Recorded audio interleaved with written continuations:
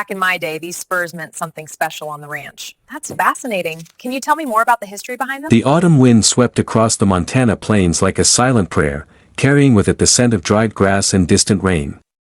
Margaret Chen stood at the edge of the riverside ranch, her weathered hands gripping a folder so tightly her knuckles had turned white.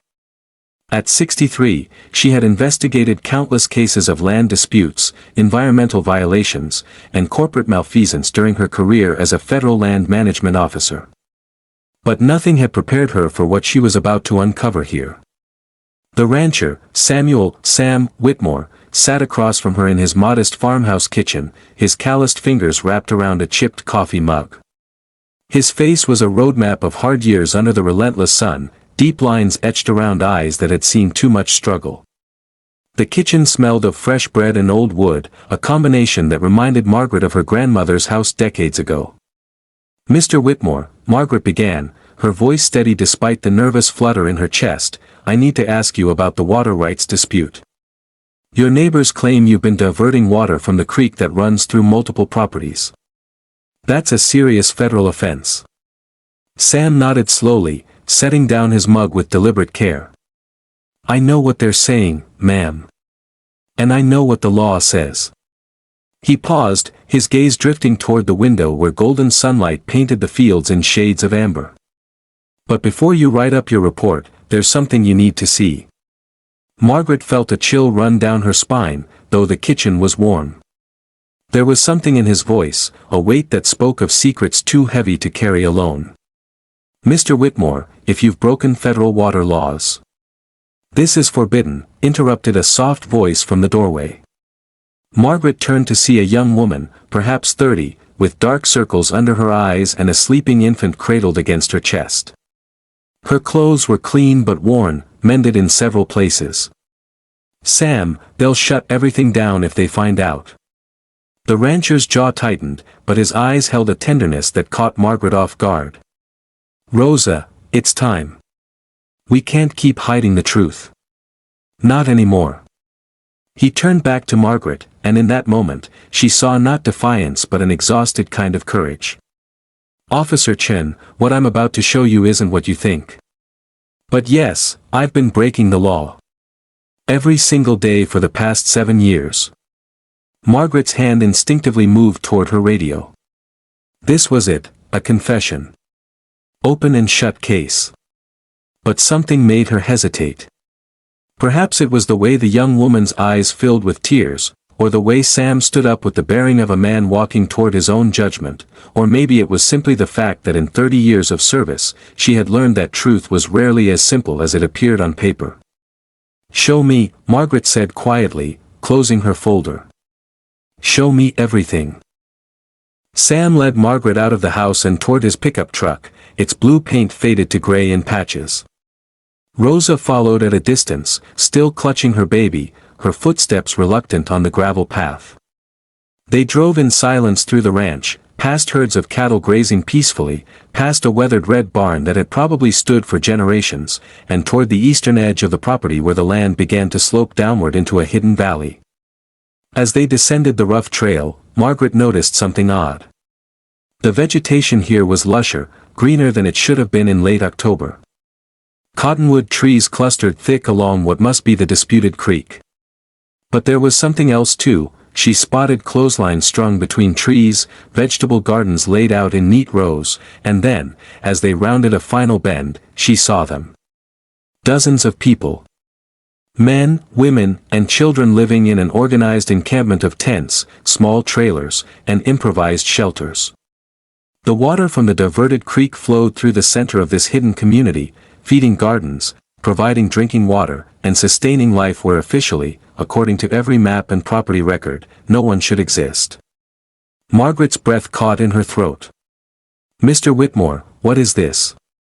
Sam parked the truck and stepped out, his boots crunching on the dry earth. Around them, people had stopped their activities to watch, their faces a mixture of hope and fear. A small boy dropped his soccer ball and ran to his mother, who pulled him close. An elderly man tending a garden straightened slowly, his eyes meeting Sam's with unspoken understanding. This, Sam said quietly, is what happens when good people run out of options. When the system fails them, and the only thing standing between them and complete desperation is a stubborn old rancher who can't sleep at night knowing families are dying just beyond his fence line. Margaret walked forward slowly, her trained eye taking in details. She saw a makeshift school area where children sat under a canopy, their teacher holding up flashcards. She saw a medical tent with a red cross painted on worn canvas. She saw cooking fires and communal dining areas, laundry hanging to dry, and people organizing their lives with the kind of dignity that poverty couldn't strip away. Rosa had caught up to them now, and she spoke, her voice stronger than before. 7 years ago, Sam found my family dying in the desert. We'd crossed illegally, trying to reach my aunt in Great Falls. Our guide abandoned us. We'd been without water for 3 days. My father. Her voice broke. My father didn't make it. But Sam found us. He brought us here. He saved us. And then others came, Sam continued, his voice gruff with emotion. Word spreads among desperate people. Families escaping violence in Central America. Political refugees who couldn't navigate the asylum system. Workers who got injured and deported, trying to get back to their American-born children. They started showing up at my gate, and I. He paused, looking at Margaret directly. I couldn't turn them away. I couldn't. Margaret felt the weight of her badge pressing against her chest. Federal law was clear. Harboring undocumented immigrants was a felony. Water diversion without proper permits was a federal offense. What she was looking at was multiple violations that could result in Sam losing his ranch, facing criminal charges, and these families being detained and deported. But what she saw in front of her wasn't crime. It was humanity. It was a community that had built something beautiful from desperation. It was children laughing as they played, elders tending gardens with care, families helping one another survive. It was everything the law said was wrong, but everything her heart knew was right. How have you kept this hidden for 7 years? Margaret asked, her voice barely above a whisper. Sam smiled sadly. The valley is a natural basin. Can't be seen from any neighboring property. My ranch hands, I've employed some of these folks' older kids. They work legally under temporary agricultural visas. They keep the secret. The water diversion looks like irrigation if anyone ever checked. And mostly, people don't look too close if your cattle are healthy and your property taxes are paid. Margaret stood at a crossroads, both literally and morally. She could walk back to her truck, drive to the office, and file a report that would dismantle this entire community within a week. Or she could listen. Against her training, against protocol, she found herself saying, I need to understand. I need to hear their stories. Sam nodded, relief evident in his weathered face. Come with me. He led her through the encampment, and one by one, people began to share their truths. First was Manuel, a man in his 50s with carpenter's hands and eyes that held old grief. Officer, I lived in Phoenix for 23 years. I have 3 children born in America, they are citizens. I owned a small construction company. Then I had a heart attack, needed surgery. The medical bills bankrupted us. Immigration enforcement caught me during a traffic stop. They deported me, even though my family was here. He paused, pulling out a worn photograph of 2 teenage girls and a young boy. My children are with my wife's sister now. I've been trying to get back to them legally for 4 years. The system says I must wait 10 years before I can even apply. My youngest is 8 years old. He'll be 18 before I can hold him again. Unless. He gestured around at the camp. Unless I find another way. Sam gave me that way. I work on his ranch legally now, with a temporary visa. On weekends, I live here, close to my family just 2 hours away. My wife brings the children once a month. It's not enough, but it's more than nothing. Next came Fatima, a young woman who had fled Syria with her grandmother.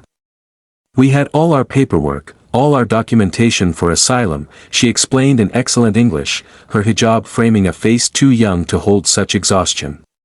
But the processing took so long, and grandmother needed dialysis. The temporary shelter where they placed us had no medical facilities. She was dying. Sam heard about us from a church volunteer. He brought us here.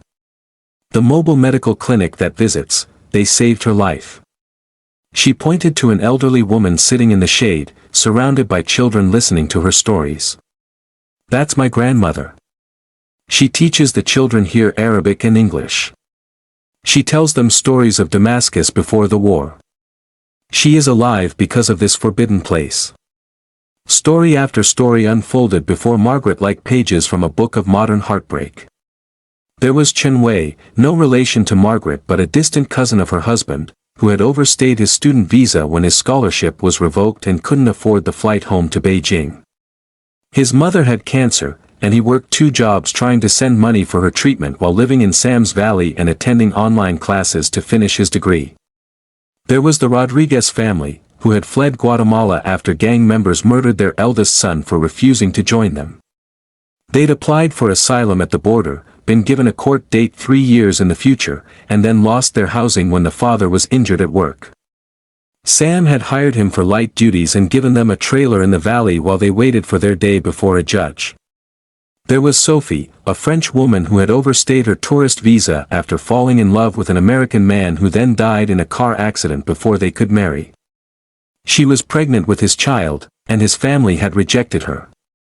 Now she taught French to the children in the valley, her belly swollen with new life, her voice filled with both sorrow and hope. Each story was unique, but they all shared common threads: systemic failures, human desperation, and the tremendous courage it took to survive in the shadows of the law. These weren't criminals or threats. They were mothers and fathers, grandmothers and children, trying to hold their families together against impossible odds. As the sun began its descent toward the western horizon, painting the sky in shades of orange and purple, Margaret sat on a log bench near the creek. Around her, the community was preparing dinner. Shared meals cooked over communal fires, children setting up tables, the elderly being helped to their seats with gentle hands and respectful voices. It was a scene of such ordinary beauty that her eyes stung with tears. Sam sat beside her, his silence comfortable. Finally, Margaret spoke. "You know what I have to do. You know the law." "I know the law," Sam agreed. "But Officer Chen, I also know what's right. I spent 30 years ranching this land. My father ranched it before me, and his father before him. We've always believed that land isn't just property, it's trust. It's meant to sustain life. When I found Rosa's family dying in the desert, when I held her father as he took his last breath, when I looked into her little sister's eyes and saw death approaching." He stopped, his voice thick with emotion. "The law said I should have called Border Patrol. My conscience said I should give them water. I chose caution." Margaret didn't sleep that night. Sam had offered her a guest room in the main house, but she couldn't rest. She sat at the small desk by the window, watching moonlight silver the fields, her laptop open to the report she was supposed to file. Her fingers hovered over the keys, but no words came. The law was clear. Federal water regulations existed for good reason, to prevent powerful interests from monopolizing resources, to protect downstream communities, to maintain ecological balance. Immigration law, however tangled and imperfect, existed to maintain national sovereignty and security. These weren't trivial concerns. They were the framework that held society together. But what about the law of human compassion? What about the moral imperative to save a child dying of thirst?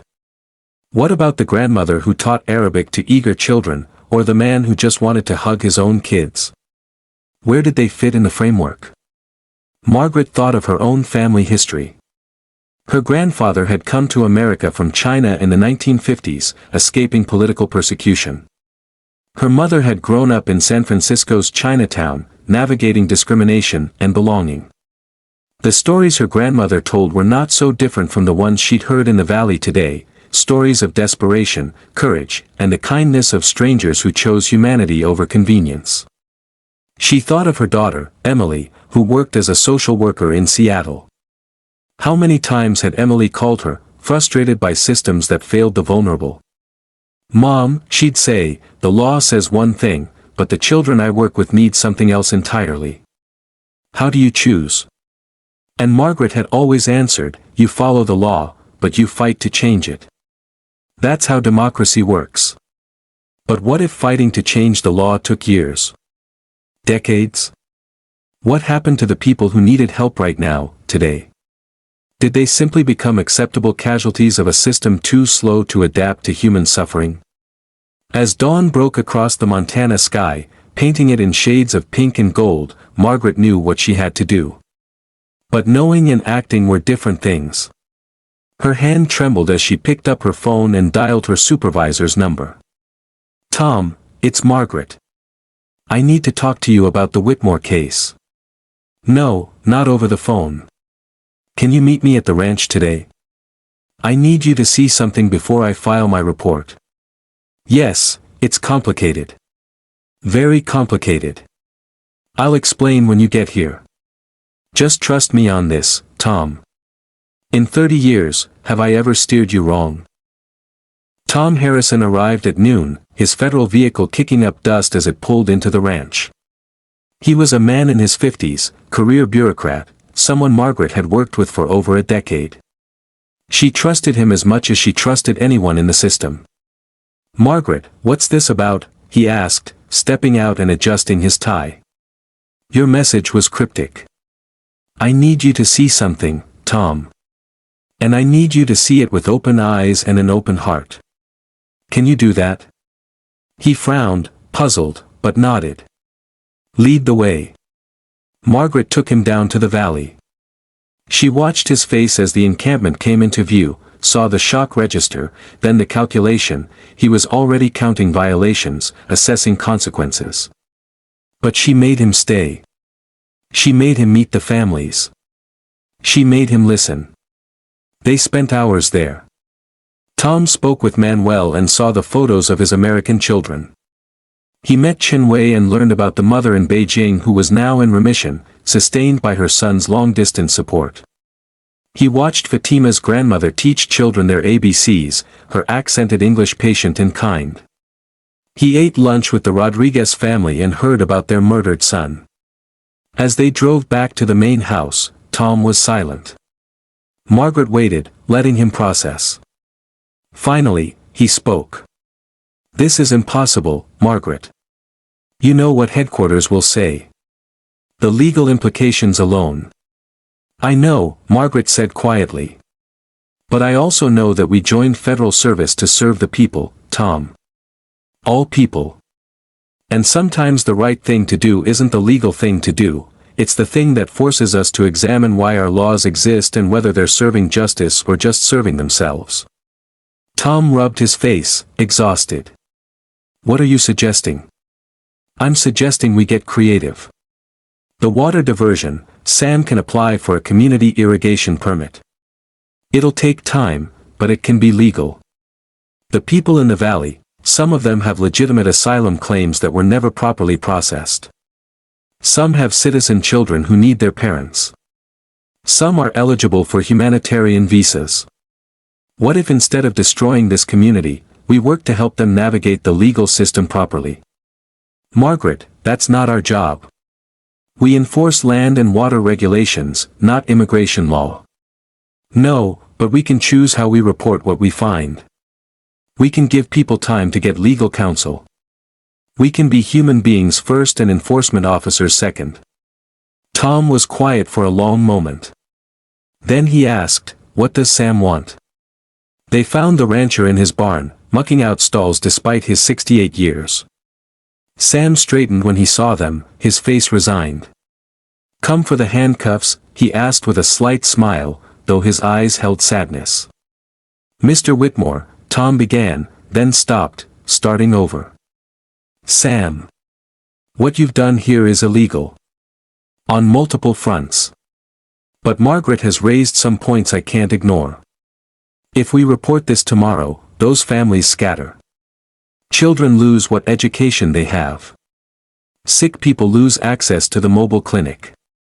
And you lose your ranch that's been in your family for 4 generations. Nobody wins. Sam nodded slowly. So what happens now? Now, Tom said, and Margaret heard the decision solidifying in his voice, you and I work together. You apply for the necessary water permits, I'll personally help navigate the bureaucracy. Margaret will document this valley not as an unauthorized encampment, but as a humanitarian housing situation requiring legal resolution. And we contact legal aid organizations, immigration lawyers, social services. We give these people paths to legitimacy. It won't be quick, and it won't be easy, but it's possible.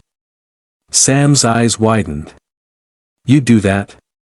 Risk your career for people you don't even know? Tom looked out at the fields, at the mountains in the distance, at the big sky that made everything seem both infinite and intimate. My father was a coal miner in West Virginia. My mother cleaned houses. They taught me that you measure a man not by the rules he follows, but by the lives he touches. What you've done here, Sam. It's extraordinary.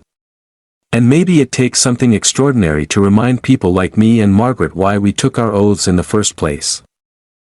3 months later, Margaret stood once again at the edge of the valley, but this time it looked different. Legal aid tents had been set up, staffed by volunteer lawyers from a coalition Tom had helped assemble. Immigration counselors were conducting intake interviews. Social workers were coordinating with local schools to enroll the children. A delegation from the state water board was touring Sam's irrigation system, fast-tracking his community water permit. It wasn't perfect. 3 families had already been deported, their cases too legally complicated even for the best lawyers. Others faced years of waiting.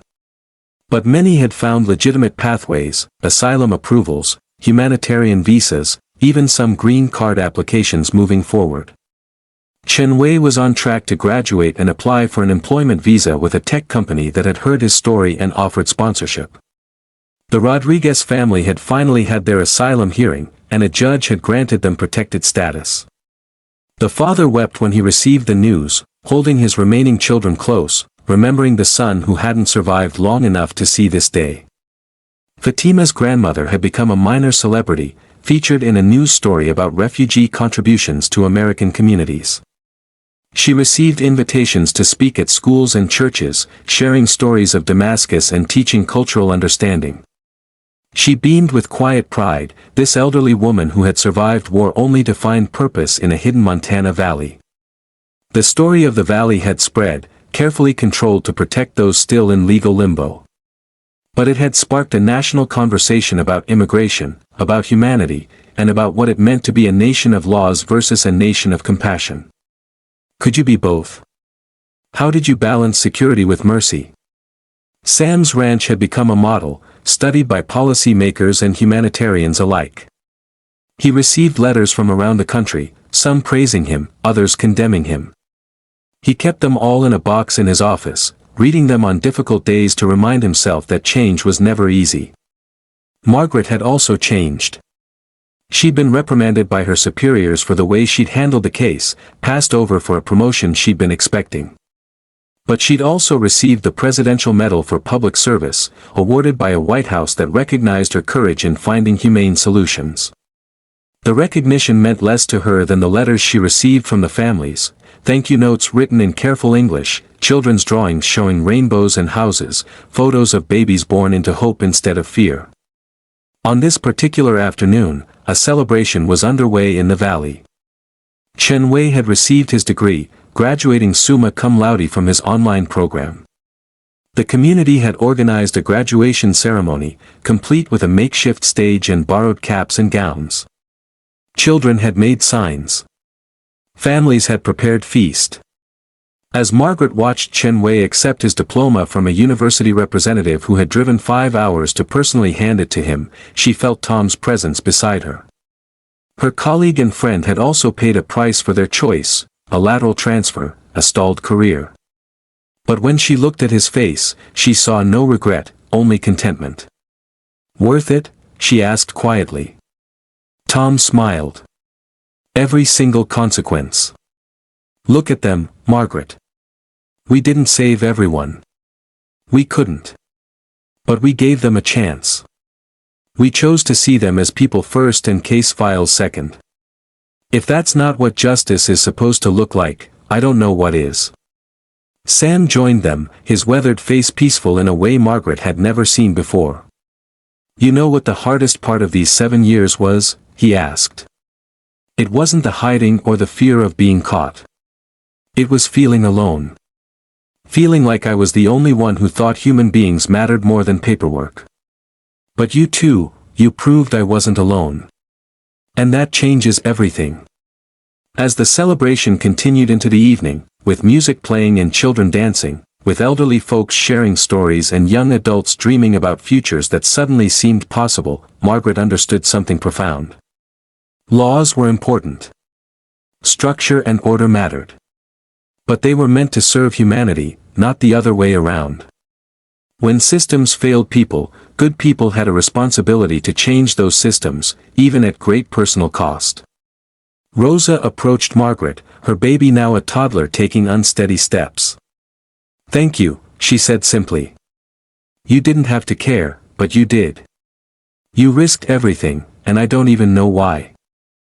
Margaret knelt down to the child's level, letting tiny fingers grasp hers. I did it because of her, she said softly. Because she deserves a world where her worth isn't determined by where she was born or what documents her parents held. She deserves a world where kindness wins. The title that had brought her to this ranch, when she whispered, "This is forbidden," echoed in Margaret's mind. Rosa had whispered those words in fear, believing that goodness had to hide in shadows, that mercy was illegal, that saving lives was forbidden. But they'd proven something different. They'd proven that even when compassion felt forbidden, it could still prevail. Even when the system resisted change, people within that system could choose differently.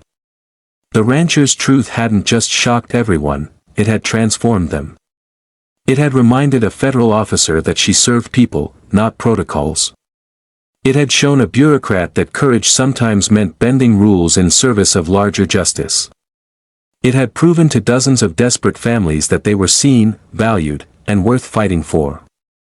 As stars began to appear in the vast Montana sky, Margaret knew this was just the beginning.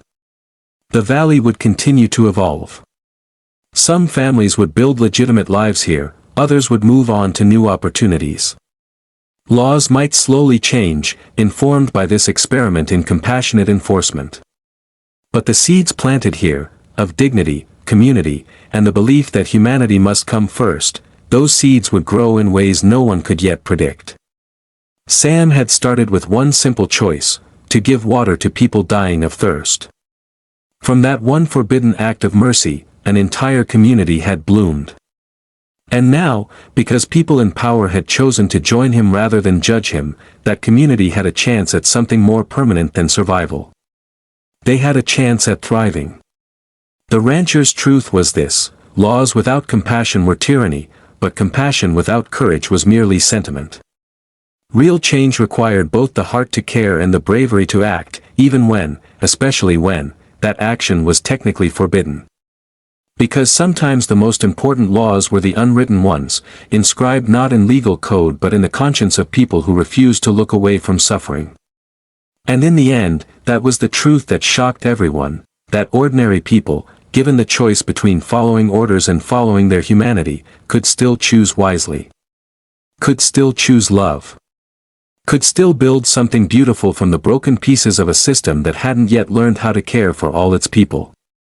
As Margaret drove away that evening, the valley lights twinkling in her rearview mirror like earthbound stars, she carried with her a renewed faith in the power of individual choice, in the impact of small kindnesses multiplied, and in the possibility that a single rancher's forbidden truth could illuminate a path forward for everyone brave enough to follow. The valley would remain a symbol, not of lawlessness, but of a higher law. The law that says when you see someone suffering, you reach out your hand. When you hear someone crying for help, you answer. When the choice comes down to what's legal versus what's right, you find the courage to do both, or you change what legal means. This was Sam's legacy. This was Rosa's vindication. This was the truth that would echo far beyond Montana, far beyond this moment, carrying with it a simple, powerful message: humanity is never forbidden.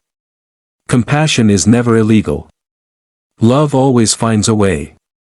And sometimes, in the most unexpected places, the most ordinary people become heroes simply by refusing to let fear extinguish their light.